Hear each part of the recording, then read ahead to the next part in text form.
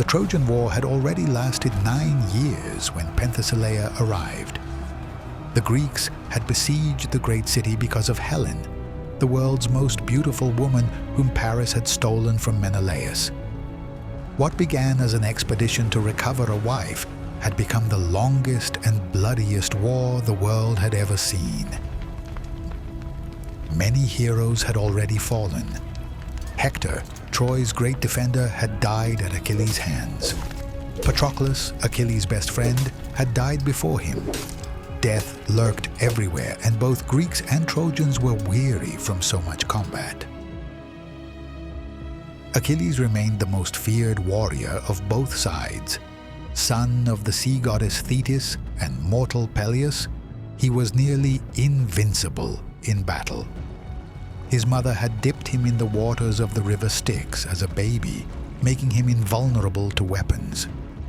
Only his heel, where Thetis had held him, remained mortal. The Trojans no longer knew what to do. Their best warriors had died. The city walls held firm, but for how much longer? They desperately needed help. It was then that Penthesileia appeared, queen of the Amazons. The Amazons were warrior women who lived in distant lands near the Black Sea. They didn't marry men or live with them. They raised only daughters, sending male children to their fathers. From childhood, they learned to use bow, spear, and sword. They were expert riders and fierce fighters. Penthesileia was the bravest of all. She was daughter of Ares, god of war, and Otrera, a former Amazon queen. She had black hair and steel-gray eyes. Her beauty was renowned, but even more famous was her skill with weapons. But Penthesileia hadn't come to Troy only to help in the war. She had accidentally killed her sister Hippolyta. Some said it happened during a hunt, others during training combat. The guilt tormented her day and night. Since then, Penthesileia lived with terrible pain. She couldn't sleep peacefully. Only by finding a glorious death in battle could she redeem her mistake and find peace. When the Trojans learned the Amazon queen was coming to help them, they filled with hope. Penthesileia arrived with 12 of her best warriors, all mounted on black horses and armed to the teeth. Priam, Troy's old king, received them in his palace with all honors. "Welcome, noble queen," he said. "Your enemies are our enemies." "I haven't come for friendship," Penthesileia replied. "I've come to wash my honor with blood." The Trojans didn't fully understand what she meant, but it didn't matter. They had a powerful ally. The next day, Penthesileia rode out to battle.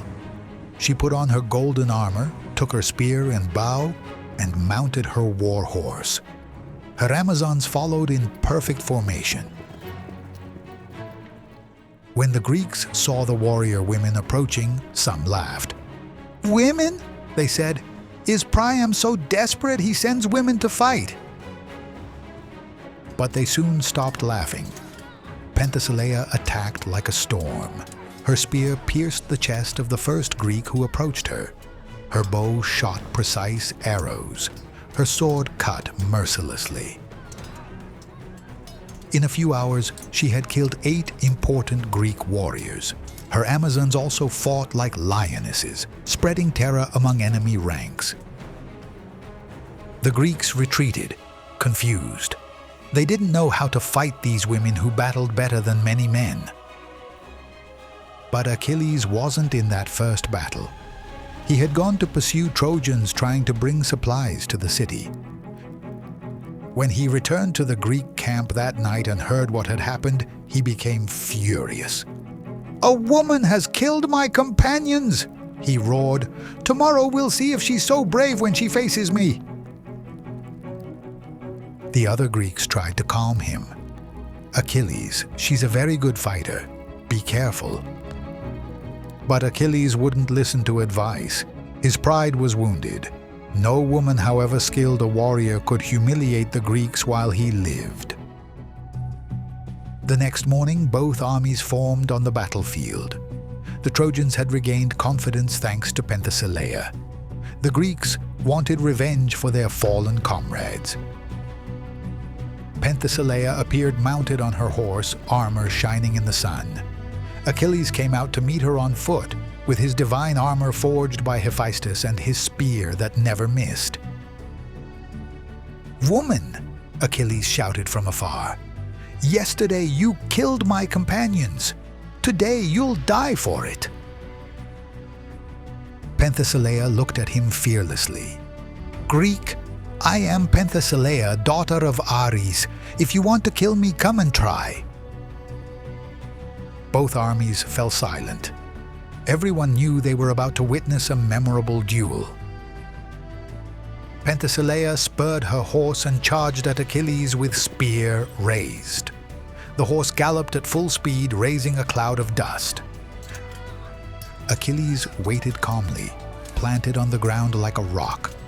When Penthesileia drew near, he moved aside with superhuman agility, and his spear struck her horse's side. The wounded animal fell, and Penthesileia rolled to the ground. But she immediately got up, drew her sword, and attacked on foot. The combat that followed was fierce. Penthesileia was fast and skillful, but Achilles had divine strength. Their sword strikes echoed like thunder. Metal struck metal again and again. Penthesileia managed to make some cuts in Achilles' armor, but the wounds didn't penetrate. The Styx' protection kept him safe. Achilles, for his part, respected his enemy's skill. He had never fought such a brave and strong woman. Penthesileia didn't retreat or beg for mercy. The duel lasted a long time. Both warriors sweated from effort. Penthesileia fought valiantly, but gradually Achilles gained ground. He was stronger and faster. Achilles' strikes became more powerful. His spear sought an opening in Penthesileia's defense. Finally, with precise movement, he managed to pierce her armor and drive the point into her chest. Penthesileia fell backward, mortally wounded. Blood stained her golden armor. Achilles approached to see his defeated enemy. When he leaned over her and removed her helmet, he froze. Penthesileia's face was beautiful. Even mortally wounded with blood on her lips, she was an impressive woman. Her slowly dimming eyes looked at him without hatred or fear. In that moment, Achilles felt something he had never experienced. It was a mixture of admiration, pain, and something like love. A deep feeling for this warrior woman who had fought him to the end. "Why did you come here?" Achilles murmured, kneeling beside her. Penthesileia smiled weakly. "Because I am a warrior," she whispered with increasingly faint voice. Those were her last words. Penthesileia's eyes closed forever. Achilles remained there, holding the Amazon's lifeless body. For the first time in his life, the great warrior wept openly on the battlefield. Soldiers from both sides watched in silence. No one dared interrupt Achilles' grief. Thersites, an ugly and malicious Greek, couldn't contain himself. "Look at great Achilles!" he shouted mockingly, "crying over a dead enemy." Surely he had fallen in love with her. Achilles rose slowly. His eyes blazed with fury. Without a word, he struck Thersites so hard he broke his neck and killed him instantly. Afterward, Achilles lifted Penthesileia's body in his arms and carried it to the Greek camp. They treated her with all honors befitting a warrior queen. Priam came that night to request Penthesileia's body. Achilles gave it to him without asking ransom. "She was the bravest of all of us," he told the old king. The Trojans buried Penthesileia with ceremonies worthy of a goddess. The surviving Amazons took their queen's ashes back to their homeland. Achilles could never forget Penthesileia. The memory of her courage and beauty haunted him until his own death weeks later, when Paris's arrow, guided by Apollo, pierced his vulnerable heel.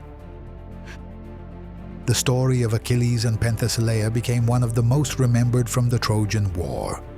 The encounter between two great warriors, where death and admiration mixed in a moment that changed Greece's most famous hero. Some said Achilles had felt true love for the first time, others that it was only respect for a worthy enemy.